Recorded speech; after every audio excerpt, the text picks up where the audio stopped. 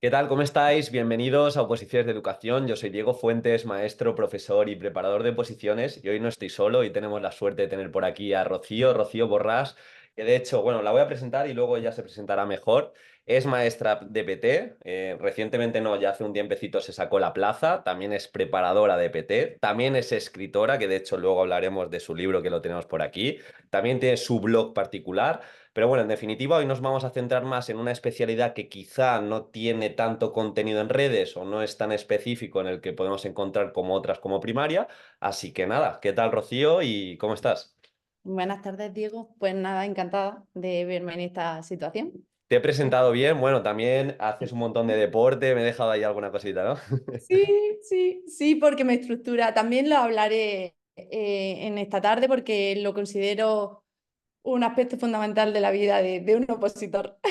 Vale, pues si quieres empezamos por el principio. Tu experiencia un poco en oposiciones, ¿cómo te fue? Vale, pues mira, antes de meterme con la experiencia, sí me gustaría hacer un pequeño inciso porque creo que en las carreras universitarias no nos preparan para el después de cuando terminamos, qué es lo que tenemos que hacer, ¿no? Y sí que es verdad que ahí considero que estamos carentes de mucha información. Te metes de lleno, o te informan, ¿no? O te enteras, porque a veces ni te informan de que cuando te salgas tienes que prepararte una posición. En mi caso era más sencillo porque vengo de una mamá fiscal, de la cual tuvo que sacarse oposiciones para trabajar, y teníamos muy claro, yo empecé la carrera sabiendo que tenía que opositar para trabajar, ¿no? No era algo que no supiera, pero sí que es verdad que no tenía ni idea, ¿no? Academias, no academias, preparador, no preparador, qué tenía que hacer. Y quizás es una asignatura pendiente de cara a la formación de profesores. Y me gustaría, y tenía anotado, querer empezar por ahí, por dejar un inciso que quizá es muy interesante para las personas que nos puedan escuchar, ¿no? El que ya sepamos hacia dónde debemos de caminar desde el inicio de una formación. Y bueno, con respecto a mi experiencia, pues pasé por 3 procesos de oposición. Tengo la carrera de infantil y la de especial por separado, no es común ni nada, sino que realicé las dos carreras, por una en la Universidad de Jaén y otra en Granada.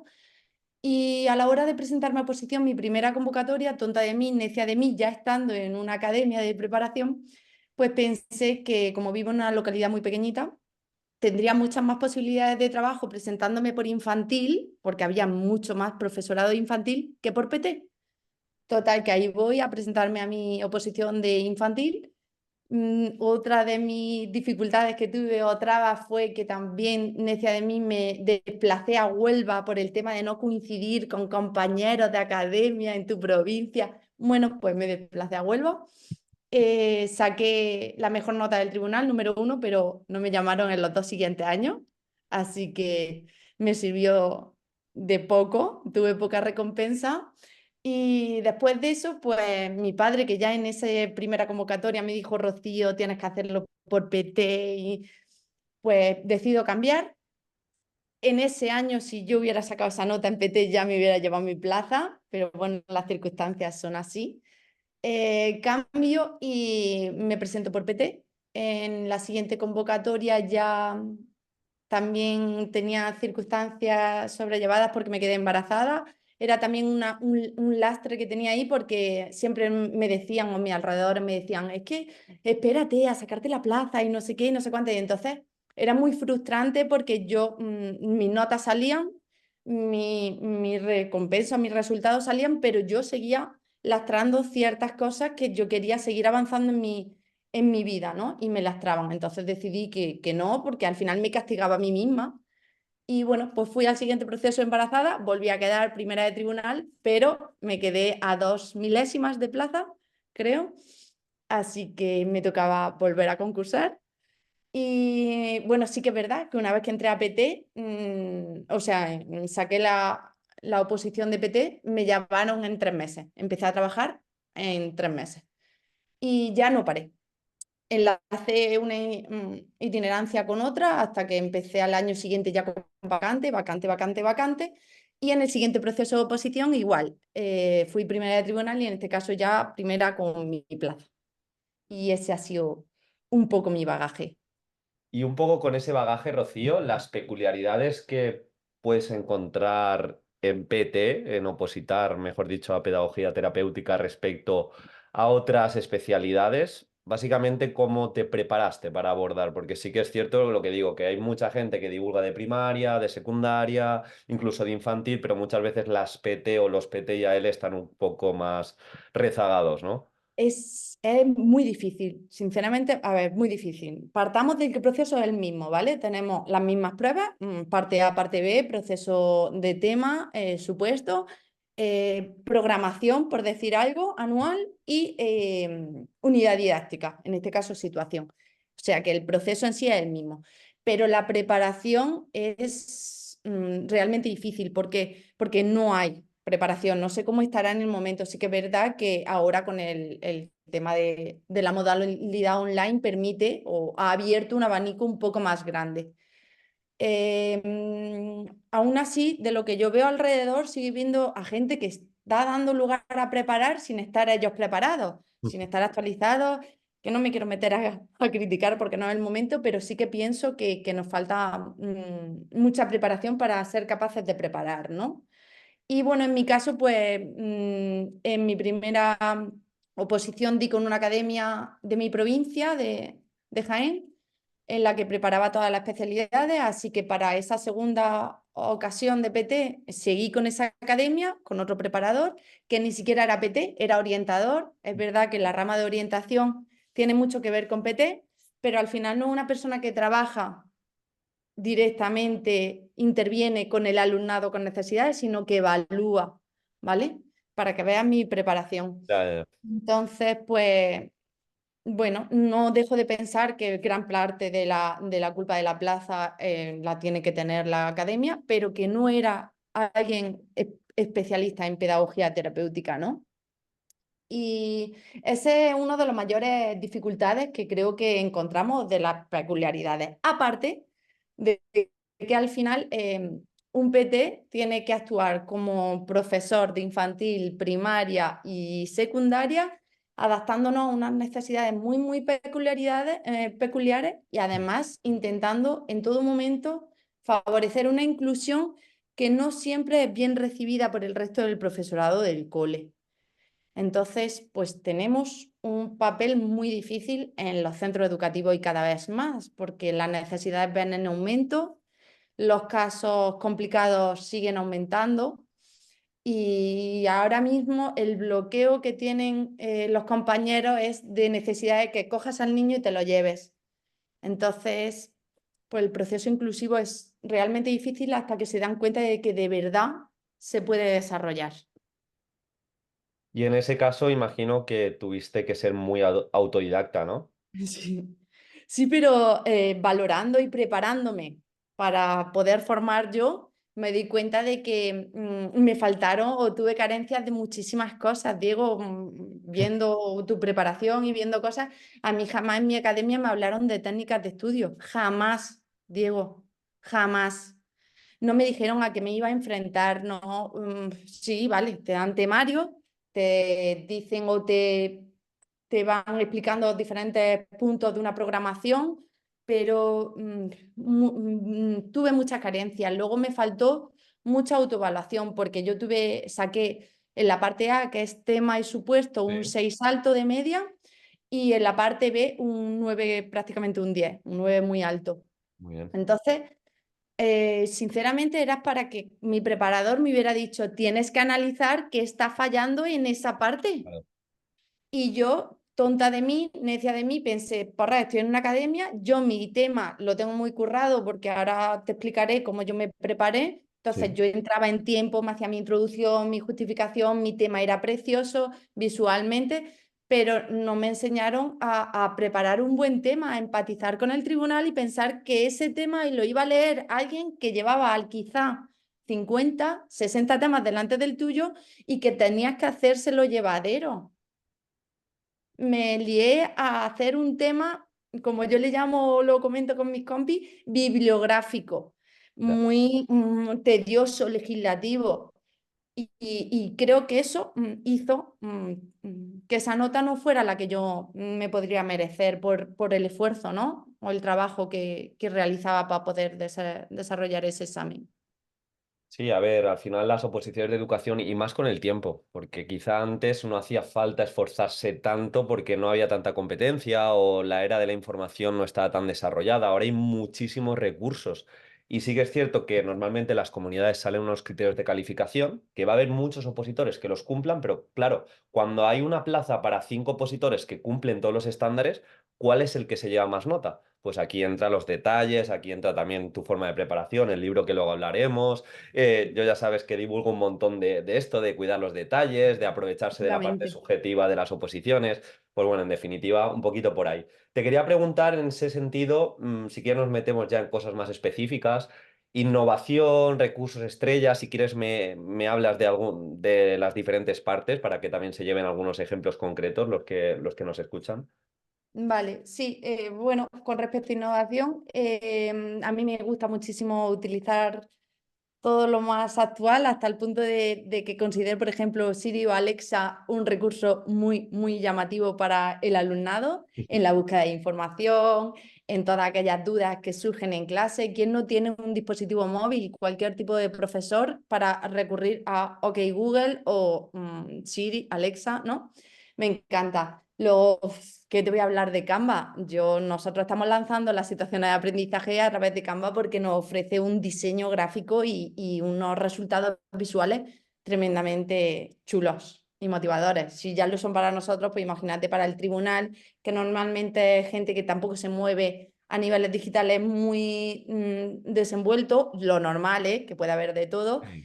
Y ya no te digo el alumnado, pues para mí son indispensables. Luego, por ejemplo, pues yo trabajo mucho con mi alumnado el uso de bingos, pero no del bingo que conocemos todos, sino que utilizo el bingo a nivel de palabra, a nivel de sonido, a nivel de... Entonces, para todo ese tipo de actividades, el WordWall, que no sé si se conocerá, pero es una aplicación que te permite hacer un montón de actividades digitales, pues son aplicaciones muy, muy interesantes. Y luego a la hora ya de aplicaciones concretas Mm. del uso de tablets, por ejemplo, en mi instituto desarrollamos un proyecto de innovación para el uso de las tablets en el aula de educación específica y se nos concedió y tenemos 10 dispositivos Apple, que son una pasada, que nos permiten tener aplicaciones realmente chulas para esos ratos ya de descanso mental del alumnado para que sigan todavía fortaleciendo ciertos tipos de aprendizaje pensando que están jugando.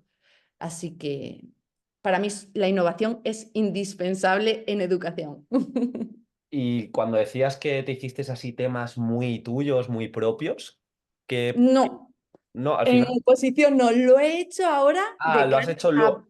Vale, vale, vale, entiendo, entiendo. Es que esto Sí. lo habíamos hablado un poquito fuera.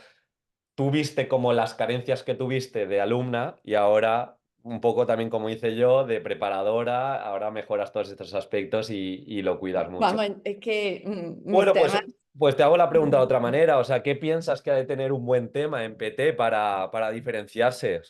ahí sí que tengo mucho que contarte. Sí, sí.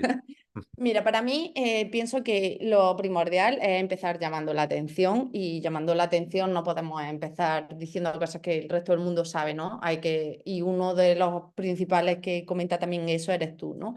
El buscar noticias actualizadas, cuando no tenemos una noticia de algo relacionado con la educación especial, el que ha habido un caso de bullying, el que se han descubierto una enfermedad rara. Ayer en TikTok me saltó un vídeo de una mamá que acudía a un programa de televisión con una de las enfermedades raras, que será un caso de cada 600.000 niños, una barbaridad. En España solo existía uno. Madre. Había 5 en Estados Unidos, pero en España uno. Y el niño tenía 8 años y era del tamaño de un bebé. Entonces, pienso que hay maneras de introducir el tema, dando la importancia que tiene el tema que vas a desarrollar desde un aspecto muy actual Sí. y sobre todo llamando la atención a que quieran seguir leyendo, a que quieran saber más sobre tu manera de expresar y las ideas que tienes, ¿no? Eso me parece fundamental. Luego yo lo enlazo esa introducción con una justificación de la importancia que tiene el tema, me parece un aspecto muy interesante en esa introducción, y posteriormente lanzamos un punto de reflexión normativa a nivel en concreto de Andalucía, ¿no? Partiendo desde el nivel estatal Sí, hasta la autonómica. Y con eso un poco, aparte de que luego durante el tema vas haciendo pequeñas alusiones, pero una manera de situarte, ¿no? Y centrarte en el tema. Y ya sí que es verdad que soy muy concisa a lo que pregunta el tema, cosa que yo divagaba mucho en los temas que tuve, porque eran los que tenía, tampoco me había parado a pensar en si era un buen tema o no, daba por hecho que por ofrecérmelo en una academia era un buen tema, ¿no?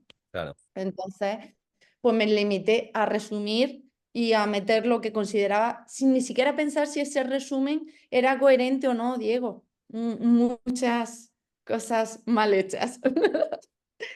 Entonces, pues bueno, considero importante eso, atajar las preguntas que nos marca el índice del tema, que en muchas ocasiones tienes que empezar diciendo que están desactualizados y que vas a dar lugar a actualizarlos, porque sabemos que son un temario totalmente desfasado, pero una vez que ya he empezado con eso, pues realmente ofrecer una respuesta concisa, dar lugar a poder ofrecer ejemplos prácticos y entre medias poder ir añadiendo referencias bibliográficas muy actualizadas. Para mí actualizada es hablar del 2020 en adelante, porque todo lo que nos vayamos un poco más atrás de eso, pues realmente huele un poco a naftalina, a menos que sea un libro realmente relevante, que lo hay, ¿eh? Hay muchos del 2010 al 2020 que han sido realmente relevantes, pero es que siguen habiendo por ahí temarios que veo con bibliografía de 1900, ¿sabes? totalmente. Entonces, Y pues eso es uno de los grandes apartados para mí en un tema. Aparte de que también considero fundamental enlazar el final de uno de los apartados con el siguiente, para que esa lectura sea una lectura sencilla, sea fácil. Y una vez que concluyas con una buena conclusión, con un buen recorrido de tu tema, es muy interesante que le den a leer ese tema a cualquier persona, tenga que ver o no con la educación, y que te den opción de un pequeño feedback de si han conseguido leerlo o se han aburrido en la página 2. eso es. Al final, Entonces, y pues aplicar son grandes puntos para mí. claro, aplicar la evaluación formativa ahí también. Sí, Que te den también. feedback todo quien pueda, ese granito de arena para mejorar. Y yendo ya a algo más concreto, como es este libro, que es tremendamente específico, claves maestras para tu situación de aprendizaje en pedagogía terapéutica, cuéntales, sobre todo a aquellos y aquellas que quieren presentarse a PT o quieren tener una buena situación de aprendizaje, ¿qué le puede aportar al docente o a la opositora este libro que tengo por aquí? Pues mira, Diego, a mí me hubiera encantado encontrar algo así, no porque sea mi libro, pero cuando me vi en la situación de preparar oposición, lo que te comentaba, y de hecho lo comento en el libro, ¿no? Encuentras mucho material infantil, de primaria, mucho, mucho. Y se encontraba en su momento ya, que yo me saqué la oposición en el 2019, ya en ese tiempo encontrabas cosillas. Pero vuelvo a decirte, no es nada específico, entonces pues me hubiera encantado. ¿Por qué? Porque intento trasladar la información desde un nivel de tú a tú. Ni soy nadie superior, ni de tú a tú, de compañeros de trabajo, que es lo que somos, igual que lo es el tribunal que nos va a evaluar, ¿no? Y bueno, pues pensé en cuatro grandes bloques que a mí me faltaron o que tuve carencia de información.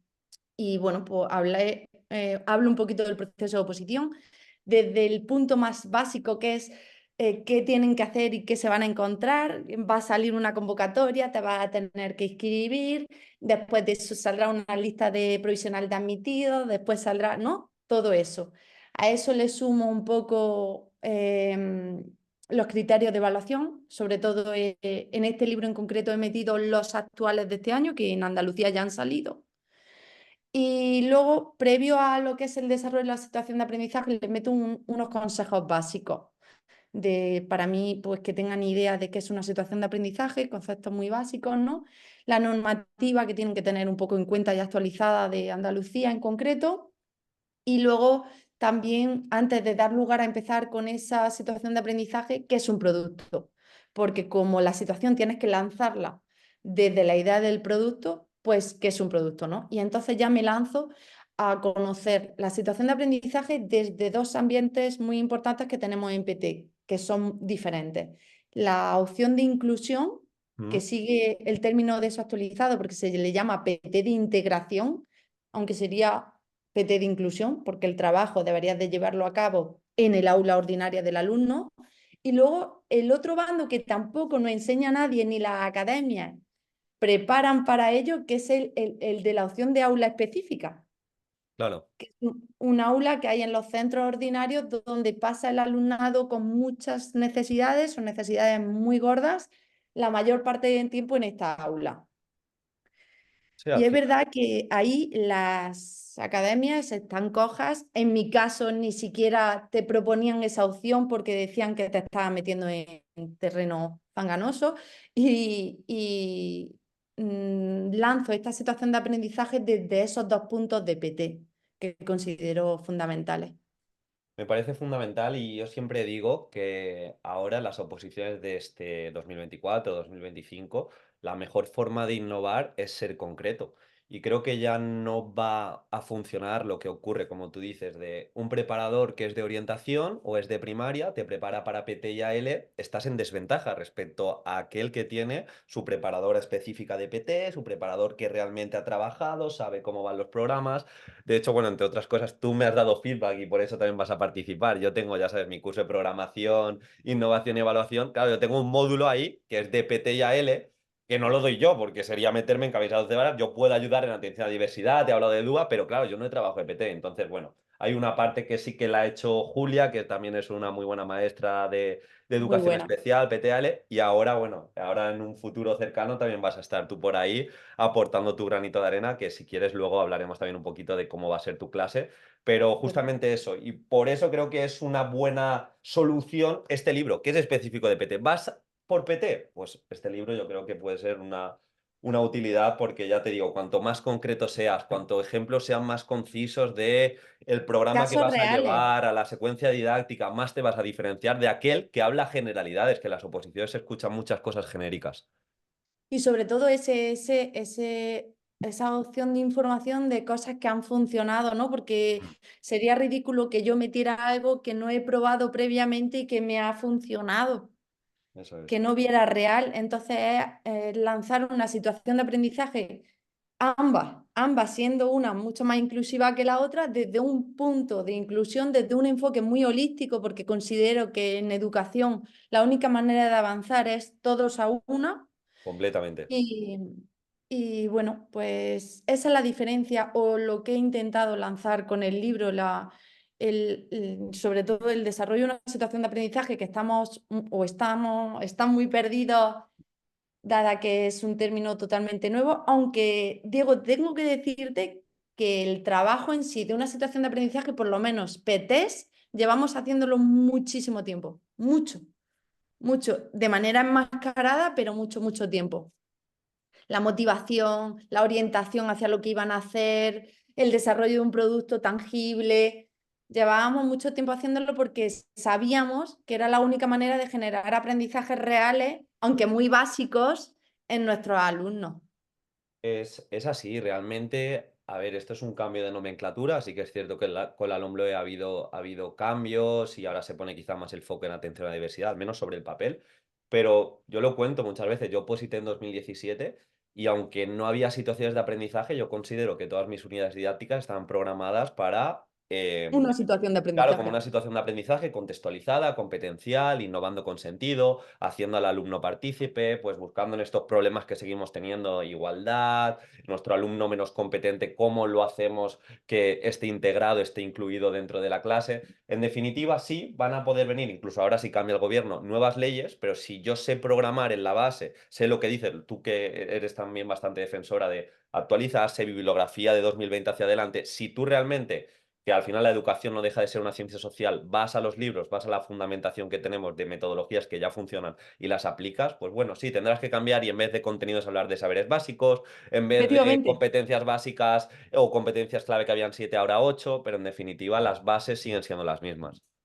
tengo una compañera, amiga mía íntima, que se presenta este año porque dejó el proceso parado hace mucho tiempo por niños, Sí, etcétera, circunstancias. y ve en este proceso su oportunidad y me decía, Rocío, es que estoy perdida, es que no entiendo ningún concepto nuevo. Digo, Isma, es lo mismo.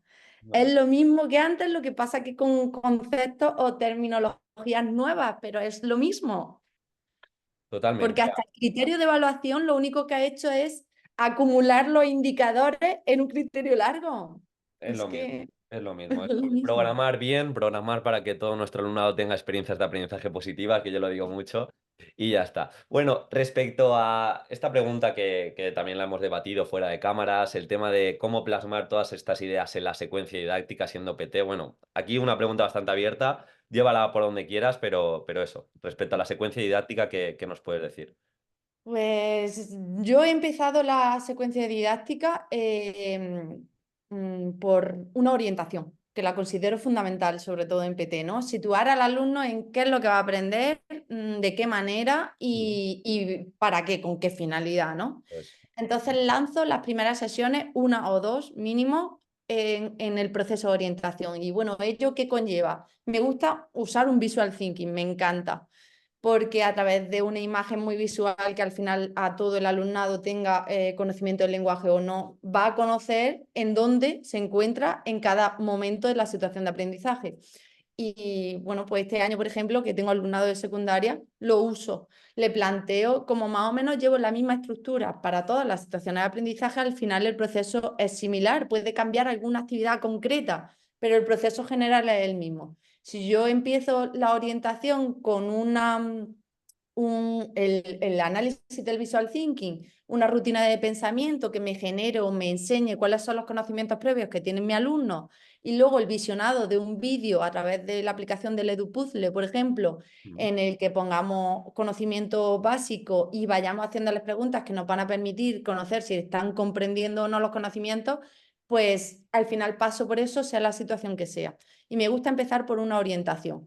Ese cartel de Visual Thinking que te comento, al final siempre lo tengo visible en el aula. Entonces, estemos en la fase de desarrollo, saben si hoy hemos jugado al tabú, que posiblemente después del tabú va a venir el bingo. Y ellos más o menos saben en qué sesión se encuentran dado ese Visual Thinking. Entonces, me gusta mucho trabajarlo en la secuencia de orientación, pero siempre lo dejo visible.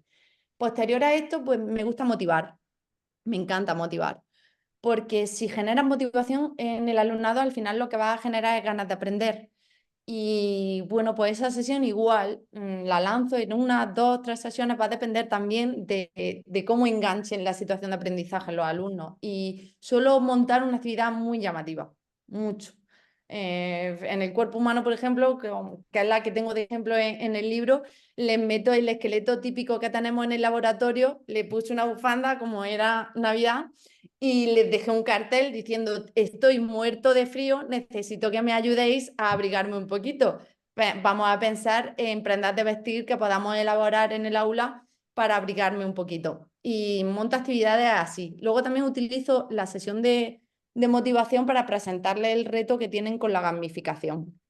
Y a raíz de ahí también proponer esa consecución de puntos que me va a ayudar a establecer una rutina de trabajo y de aprendizaje muy buena, porque le va a permitir ganar puntos. Y posterior a eso, pues ya vendría lo que es el desarrollo, todo el desarrollo gordo de un aprendizaje nuevo. Me gusta empezar estas sesiones repasando lo ya trabajado porque en concreto con nuestros alumnos existen muchos momentos de retroceso, por lo tanto es muy importante dejar zanjado que si terminaste el número 3 lo siguen teniendo presente en esta situación de aprendizaje. Entonces utilizo las primeras sesiones un poco de repaso, aunque avanzo un poquito en términos nuevos, y ya pues lanzo todo el tipo de trabajo teniendo muy presente que el producto que establecí para la situación de aprendizaje lo tengo que desarrollar en varias sesiones. De nada me vale divagar y decir, voy a montar un tríptico y dejar la elaboración del tríptico en una sesión. Diego, no tiene sentido. Entonces, esa elaboración del tríptico tiene que ir acompañada de una búsqueda de información, de plasmar la información en un papel, de pasar esa información a un elemento digital, de llevar ese elemento digital a Canva y montarlo en visual, o sea que requiere de varias sesiones. Pues todo eso es lo que se planifica en ese desarrollo. A esto ya le voy sumando opciones o herramientas de evaluación que me ayuden, que esto me ha ayudado mucho Mariana, Ujú. a poderle ir ofreciendo pequeños toquecitos de feedback de lo que quiero conseguir al final de la secuencia de aprendizaje. Entonces, pues repito muchas actividades o voy repitiendo actividades de manera muy concisa en ciertos momentos para decirles, va bien, pero tienes este pequeño error que hay que cambiar o hay que solucionar, ¿no? Y también me gusta meterle de vez en cuando un Kahoot, el mismo que le voy a meter al final a modo evaluación Sí. durante para que ellos vayan fortaleciendo los aspectos más claves de la situación de aprendizaje, ¿no? Los conceptos más o los saberes básicos más clave. Y bueno, luego, posteriormente, en las últimas sesiones, me gusta dar o terminar con un proceso que yo le llamo consolidación, transferencia y metacognición. En este proceso, al final, lo que doy lugar es a exponer el proyecto, porque me gusta al final subir lo que se ha elaborado, el producto, etcétera, de una manera visual, que nos pueda ayudar un poco a hacer de aprendizaje servicios si se lo enseñamos a otros compañeros.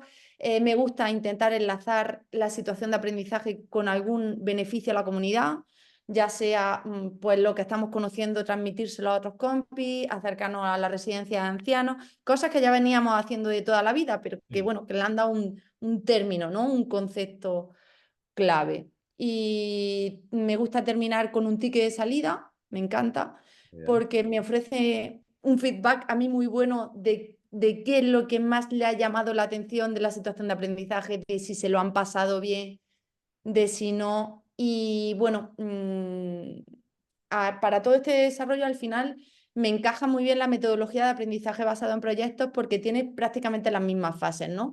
Que sabemos, que queremos saber, que iría enlazado con la orientación y la motivación. El aprendemos para toda la fase de desarrollo, buscamos información, todo eso. Y luego el que hemos aprendido nos viene muy bien para focalizar la consolidación y enlazarlo a la transferencia y llevarlo a qué conocimientos podemos usar de lo que hemos sacado de la situación de aprendizaje en nuestra vida real, que eso es muy interesante con el alumnado, con todo, ¿no? Pero con el alumnado de un aula específica o alumnado con necesidades, mucho más, porque al final lo que tenemos que desarrollar en ellos es las competencias para su vida diaria, para su autonomía.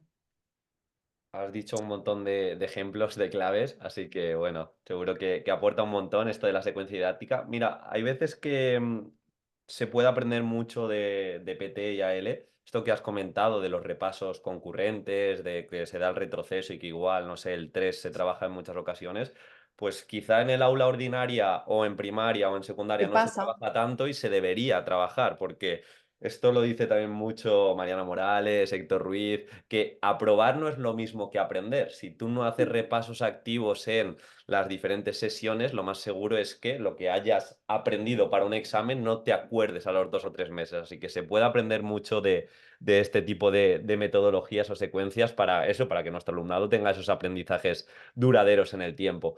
Y te quería preguntar ahora, porque de hecho lo hablas en el libro, tema de recreos inclusivos, que quizá es un término que muchas personas no conocen. Sí, pues a nosotros nos lo mete como obligatorio la orden que me encantó cuando la leí, me encantó. Em, ¿Qué te digo de aquí? Pues que tenemos que empezar cambiando el rol del profesor en Mm. el recreo, que es un punto muy difícil de cambiar, pero habría que cambiarlo, ¿no? No es tan difícil.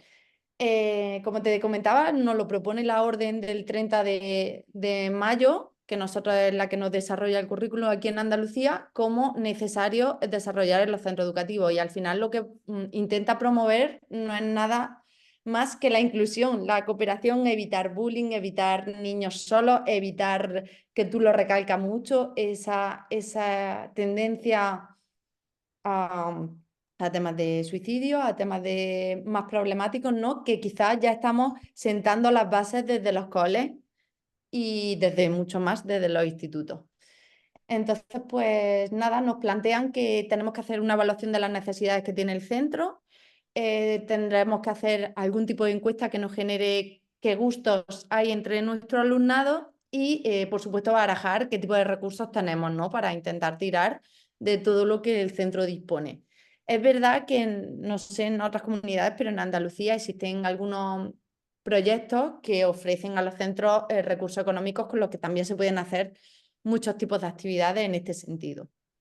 Pero bueno, una vez que ha hecho todo ese proceso, consiste en planificar anualmente una serie de recreos inclusivos que deben de tener en cuenta las motivaciones, los gustos del alumnado, siempre dando opción, o al menos eso es lo que yo he considerado, de movimiento para aquellos alumnos que le encanta y que necesitan fogar y para un alumnado un poco más sedentario que requiera pues tener la biblioteca abierta, que es otro de los recursos que muchos centros no atienden, el dejar la biblioteca, las puertas abiertas, que sea un entorno receptivo, el comprar como material 2 o 3 puffs donde sentarse a gusto, en cojines, Mm. que promueva un poco, que incentive la lectura, que también es un punto clave en Andalucía y en España, ¿no? El retomar esa lectura que hemos dejado atrás estos años y que se está viendo, empezando a ver carencia en el alumnado. Entonces, pues eso, promover que en esa media hora adelantar el desayuno a los últimos 10 minutos de clase, que no van a perder nada el alumnado. De hecho, en el libro promuevo el Mm. uso de desayunos inteligentes, que es muy interesante, ¿no? Utilizar casi ese tramo de clase como un posible descanso activo y que el alumnado vaya desayunando mientras que se pueden seguir haciendo ejercicios. Oye, chicos, vamos a analizar qué tipo de alimentos hemos traído hoy, cuántos de ellos son saludables, cuántos no. ¿Cuánto puede costarnos este desayuno? Vamos a clasificar por letra de lo que comienza el alimento, por calorías. Es que ya puede dificultar la actividad lo que te dé la gana según el nivel de tu alumnado, ¿no? Pero es lo que te comento, adelantar un poquito el desayuno para que en ese rato de verdad el alumnado lo que haga es salir a jugar y a jugar en grupo. Eso es. No, al final Y es poner el foco también entendiendo que el recreo educa. En el recreo puedes hacer ese clima o puedes crear ese clima de confianza, puedes incluso integrar mejor a tu alumnado que quizá dentro del aula no tiene esa oportunidad. Entonces me parece una muy buena opción. De hecho, desde educación física, esto también lo venimos llevando mucho, el tema de los patios mucho. activos inclusivos, que entraría pues ofrecerle nuevas formas de ocio, alternativas a las clásicas de fútbol, baloncesto, para que todos los alumnos y alumnas, pues bueno, también socialicen o se muevan de otra forma. Así que De está genial. hecho, es lo único que se conocía en los recreos. Digo, vuestra parte del ámbito de educación física, pero el resto estaba, el que no se sumara al hecho del deporte estaba fuera de opción de generar un ambiente de grupo en el recreo. Claro. Y mira, Rocío, lo hemos ya hablado un poquito, y de hecho me has dicho que ya la tienes. Vas a hacer una formación dentro del curso de programación, innovación y evaluación. ¿Puedes contarnos un poquito? Obviamente va a estar dentro del módulo de PT y AL. En tu caso, ¿qué vas a aportar dentro de la formación? Pues he preparado como una especie de presentación sobre la elaboración del plan de apoyo que va dirigido tanto a integración e inclusión, como te comentaba, Mm. como al otro ambiente que todo el mundo tiene olvidado, que es el aula específica. Y bueno, pues cómo desarrollar ese plan anual para intervenir con nuestro alumnado. Genial, es una pregunta de hecho bastante recurrente. Digo, yo es que, claro, tú explicas unidad, pero me piden plan de apoyo. ¿Cómo sería plan de apoyo? Así que Pues eso, también para ver las diferencias, eso de es. verdad existe diferencia o no. Eso es, genial. Pues bueno, si te parece, vamos ya a las últimas preguntas más enfocadas a oposiciones. En este caso, la recta final. De hecho, hay gente que me escucha diariamente. Estaríamos en torno a 100 días, ciento poquitos días del examen. ¿Qué consejos recomendarías para esta recta final o cómo planteaste tú la recta final de oposiciones? Yo te comento, es verdad que cada proceso te da bagaje, ¿no? Que viaja contigo y te va ayudando. Yo, cosas que cambié, por ejemplo, en mi último proceso, también ya tenía a mi primer hijo y tuve que adaptarme a las circunstancias. Trabajaba ya como interina, por lo tanto, mañanas muertas y tardes, pues gracias a mis padres, recogían al niño de la guardería y disponía de 3 horas por las tardes. Pues yo decidí que a partir de mayo, que ya más o menos tenía todo lo que quería presentar a nivel de programación, etcétera, preparado, me dediqué a todas las tardes a hacer un simulacro. Esa fue mi única técnica, Diego. Sí Bueno, que tenía una aplicación que me proponía tema, entonces tecleaba ese día y hacía simulacro, simulacro de supuesto y simulacro de tema en esas 3 horas. Y bueno, en esa última añadí también, que considero fundamental, y tú también lo dices, sin darme cuenta y sin ser consciente de lo importante que era eso sí. para mi preparación, ir cuando terminaban esas 3 horas a una clase de pilates. Empecé No, por ahí. mira, Me encanta el deporte, pero lo había abandonado con el tema de ser mamá, oposición, etcétera, lo abandoné ya, y empecé por ahí. Me vino estupendamente, no sé si influyó o no, porque es verdad que mis notas variaron poco variaron de una convocatoria a otra, pero a mí personalmente, para ese momento de defensa, ese momento del día del desarrollo del tema, etcétera, mentalmente sí que me ayudaron de una manera abismal. qué bueno. Y en ese último proceso, esos últimos días, pues como yo consideraba que iba bien preparada, lo que intenté mantenerme es tranquila, teniendo las cosas muy bien atadas, a qué hora me iba a desplazar, a qué hora tenía que salir, cuál era mi sede de oposición, mi universidad, mi aula en concreto, y intentar tener todos los hándicaps que pudiera atados para mantenerme tranquila. Y es verdad que esa última semana no toqué nada. Tenía los esquemas por allí, de vez en cuando pensaba en algo en concreto, iba y le echaba un ojo, pero intenté no tocar nada.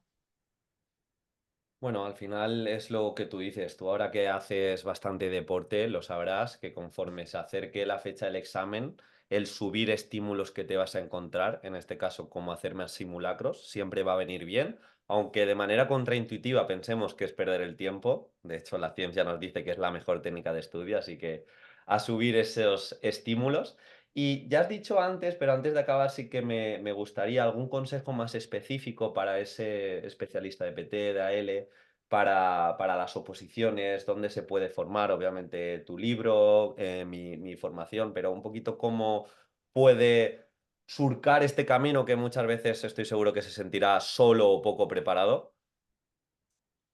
Pues yo aconsejo muchísimo que si tienen la oportunidad se acerquen al centro educativo de su localidad y le pregunten, que no creo que nadie le diga que no, que si puede permanecer un día en el aula Qué bueno, acompañando, qué bueno. para ser consciente de verdad de cómo se mueve o cómo trabaja esa persona a la que tú vas a representar en unos años. Eso siempre contando con que no sea interino, ¿no? Y luego considero fundamental que leas, investigas sobre la discapacidad que vas a defender. En muchas ocasiones ni siquiera la carrera de educación especial te prepara para ciertas circunstancias que te vas a encontrar. Yo, mi primera llegada a una aula específica me encontré con una alumna con un 97% de discapacidad Madre mía. y tienes que estar preparada para ello y para saber qué hacer y para saber de dónde sacar de ahí algo de rendimiento, algo Mm, que sea beneficioso para esa alumna, ¿no? Y bueno, pues sí que es verdad que para un proceso de oposición, sinceramente, no es interesante meterte en casos muy complicados, porque tampoco es la realidad. La realidad de lo que tenemos ahora mismo presente, Diego, en la aula es una discapacidad intelectual o TEA. ya, Es la gran mayoría del alumnado con necesidades educativas especiales, porque el trastorno del déficit por atención e hiperactividad también es algo súper común, pero son casos que a menos que sean muy graves se pueden llevar fácilmente desde el ámbito de la inclusión, con programas de refuerzo y con medidas que se puedan llevar prácticamente por un profesor del aula ordinario, con ciertos puntos nuestros de trabajo desde un programa específico. Pero de grueso de PT, lo que más hay es discapacidad intelectual, que puede darse por muchísimas circunstancias, o TEA. No, totalmente. Es que no solo estamos hablando de PT y AL, realmente si quieres ser buen docente y que se te tome en serio y que se te respete muchas veces, lo mejor es la formación para estar preparado, primero, frente a este tiempo que en los últimos 5 años quizá han habido más cambios que en los anteriores 30 o me atrevo a decir 50, Sí, inteligencia sí. artificial, pandemia, criptomonedas, o sea, hay un montón de elementos que antes ni los contemplábamos y a saber en unos años cómo estará la cosa. Entonces, lo mejor es la formación y poder predecir quizá esos movimientos en presente. Y yendo ya a la última pregunta, es la otra cara también que seguro que tratas con esta tipología de opositores, que es el opositor novato y novata. Si ya se le hace un mundo a aquel que lleva 2 o 3 convocatorias, imagínate aquel que empieza de nuevo y piensa que es imposible. ¿Algún tipo de consejo que tú ofreces para ese opositor más novel? Pues sí, a mí, bueno, para todos, ¿no? Pero para ellos en concreto pienso que paso que den, paso que no se pueden dejar una duda atrás. Yo también una de las cosas que tenía clarísimo cuando empecé con esto, que no quería dar oportunidad a eso porque a mí me paralizaba en mi proceso de preparación de oposición el hecho de ir semanalmente a una academia y esperar a aquel momento para plantear las dudas, me paraba porque quizá llegaba el momento de esa sesión y ya ni recordaba lo que necesitaba realmente preguntar, ni me encontraba con confianza porque Ya. estábamos muchas personas, ¿no? Para preguntar y les transmito que por favor se lancen a lanzar esa pregunta, a no quedarse con esa duda y que paso que den, por pequeñito que sea, sea sobre seguro, sobre un aprendizaje de verdad significativo, ¿no? Un aprendizaje sólido. Ese sería uno de los mayores consejos que les transmitiría. Sí, a ver, yo creo que es vital también algo que has dicho de manera implícita, que está genial que tengas un buen preparador y preparadora, pero al final no puedes delegar tu preparación al preparador. Me explico. Es decir, tú al final, si solo haces lo que te marca la preparadora, pues bien, igual vas a llegar a un estándar, pero ¿qué pasa si tienes dentro de tu tribunal gente que ha ido con ese preparador, esa preparadora? Que es fácil, pues que te quedarás en ese estándar. Entonces, esa proactividad de lo que tú dices, preguntar, ser más curioso, igual no todo el mundo Efectivamente, no todo el curiosidad. mundo le pide a su centro educativo, oye, ¿puedo ir a una clase? Ya tienes esa ventaja. No todo el mundo sabe estudiar, no todo el mundo lee, no todo el mundo se forma y aplica lo que se forma. Y cuando vas contando y sumando esos detallitos es cuando te diferencias. Así que me parecen muy buenos consejos. No sé si quieres decir alguna cosita más, Rocío, era lo que íbamos a hablar. Seguro que en un No, futuro hacemos más colaboraciones porque creo que todo el tema de PT y demás está, como hemos visto, bastante huérfano, así que seguro que te invito más veces por aquí. También aprovecho que si tenéis cualquier duda sobre la especialidad, sobre lo que hemos hablado, que lo dejéis en los comentarios, pero no sé si quieres decir alguna cosita más, Rocío. no, quizás se me habrán quedado muchas cosas, ¿no? Que estaba deseando contarte o explicarte, pero es verdad que escuchándote a ti en muchos podcasts tuyos, considero fundamental que empaticemos con el tribunal en un proceso de oposición, porque no son ni más ni menos que compañeros y sí que es verdad que obviamos en muchas ocasiones que no sabemos en qué posición van a leer nuestro tema o nos van a escuchar el día de la defensa. Yo tuve de todos los casos porque, como te comentaba, la primera ocasión no recuerdo, pero fue cerca de mediodía en infantil. Y las dos de especial que hice, una al ir embarazada me dejaron ser la primera, aunque no me tocaba, por lo que puse la primera de ese día. Pero la última en la que me saqué plaza era la última y quisieron esperar para comer más tarde a ellos para quitarse todas las posiciones todas las ponencias o exposiciones por la mañana y fui la última de ese día a las 4 de la tarde. Entonces, es verdad que no nos ponemos la tesitura de ese tribunal y creo que es algo diferenciador. El pensar en si lo que les voy a exponer es interesante para mis compis, no lo es, si le estoy facilitando la lectura, si le estoy facilitando la localización de material, todo eso consejillo. Si le estoy facilitando que me escuche, me ha gustado mucho eso que has dicho de, bueno, presentar una introducción para que quieran seguir leyendo, que al final es el objetivo. Es la pregunta de ¿qué hay del tribunal? ¿Qué se va a llevar de ti más allá de los estándares? Si sabes responder los diferentes puntos, estoy seguro que te diferenciarás bien. Pues lo dicho, Rocío, un auténtico placer. Vamos a dejar todo en las notas del programa, en la descripción, en el comentario fijado, tu libro, tu blog, dónde te pueden encontrar y por mi parte, gracias y deseándote Gracias a escuchar, ti. ver dentro de la formación también. Vale. Encantada. Y eso, ojalá y nos sigamos viendo más a menudo. Hasta luego. Hasta luego.